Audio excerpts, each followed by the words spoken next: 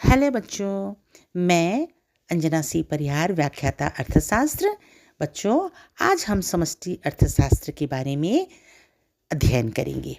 समष्टि अर्थशास्त्र आर्थिक विश्लेषण की उस शाखा को कहते हैं जो समस्त अर्थव्यवस्था तथा अर्थव्यवस्था से संबंधित बड़े योगों व औसतों का, जैसे कुल राष्ट्रीय उत्पादन एवं कुल राष्ट्रीय आय, कुल विनियोग, कुल रोजगार, कुल उपभोग इत्यादि, उनके व्यवहारों और पारस्परिक संबंधों का अध्ययन करता है। प्रोफेसर बोल्डिंग ने परिभाषित करते हुए समष्टि अर्थशास्त्र को कहा है कि समष्टि अर्थशास्त्र में व्यक्तिगत मात्राओं का अध्ययन नहीं किया जाता है, अपितु इन मात्राओं के योग का अध्ययन किया जाता है।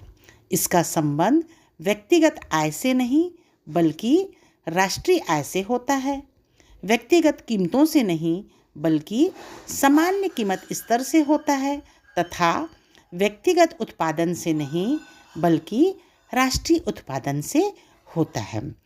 आइए अब हम जान लेते हैं कि समष्टि अर्थशास्त्र का महत्व क्या है।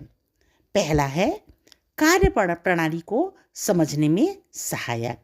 सामान्यतः प्रत्येक देश की कुछ समस्याएं संपूर्ण अर्थव्यवस्था से संबंधित होती हैं, जैसे कुल आय, कुल उत्पादन, संपूर्ण रोजगार इत्यादि।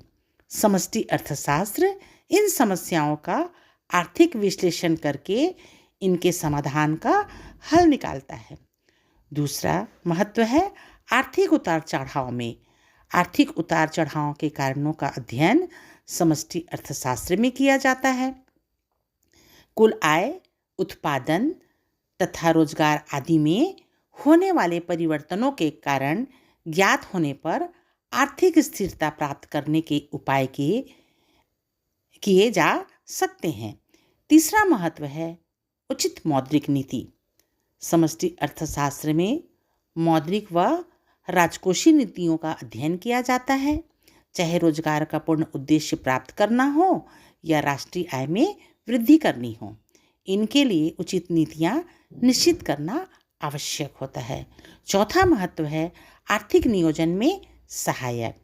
नियोजन के लिए आवश्यक सामग्री समष्टि अर्थशास्त्र द्वारा ही प्रदत्त किया जाता है, तथा व्यापक अर्थशास्त्र के लिए नियोजन देश के विभिन्न साधनों की जानकारी सरलतापूर्वक प्राप्त कर सकता है। पांचवा महत्व है राष्ट्रीय आय का अध्ययन। किसी भी देश की वास्तविक स्थिति का ज्ञान उसकी राष्ट्रीय आय और सामाजिक लेखांकन के द्वारा होता है। राष्ट्रीय आय के आंकड़े आर्थिक नियोजन के लिए बड़े उपयोगी होते हैं। आइए अब हम जानकारी प्राप्त करते हैं कि समष्टि अर्थशास्त्र की सीमाएं क्या है। पहला है समूह की संरचना को महत्व न देना। सामान्यतः समष्टि अर्थशास्त्र के अंतर्गत समूह के आकार प्रकार का ही अध्ययन किया जाता है, न कि समूह की संरचना का। समूह की संरचना के लिए समूह की बनावट और उसके समस्त अंगों की संपूर्ण जानकारी आवश्यक है, अन्यथा इसके अभाव में इस संबंध में की जाने वाली भविष्यवाणियां गलत होंगी। दूसरी सीमा है व्यक्तिगत इकाइयां महत्वहीन। समष्टि अर्थशास्त्र के अंतर्गत व्यक्तिगत इकाइयों की तुलना में संपूर्ण अर्थव्यवस्था का अध्ययन किया जाता है, लेकिन ऐसा करने में जिन छोटी छोटी आर्थिक इकाइयों के योग से संपूर्ण अर्थव्यवस्था की दीवार खड़ी की गई है, उसके महत्व एवं अस्तित्व की उपेक्षा कर दी जाती है। तीसरी सीमा है निष्कर्षों का व्यवहारिक न होना। समष्टि अर्थशास्त्र में संपूर्ण मात्राओं का अध्ययन किया जाता है, किंतु समूह के आर्थिक विश्लेषण के आधार पर निर्मित नीतियां कभी कभी गलत परिणाम दे देती हैं। चौथी सीमाएं हैं समूह की इकाइयां व्यक्तिगत इकाइयों का सही प्रतिनिधित्व नहीं कर सकती हैं। समष्टि अर्थशास्त्र की अंतिम सीमा यह है कि समूह की इकाइयां व्यक्तिगत इकाइयों का ही सही प्रतिनिधित्व नहीं कर सकती।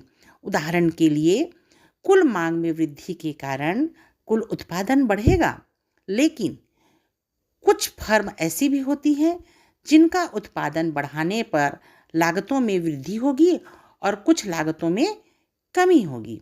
बच्चों, आइए अब हम जानकारी ले लेते हैं कि व्यष्टि अर्थशास्त्र समष्टि अर्थशास्त्र की पारस्परिक निर्भरता कैसी है।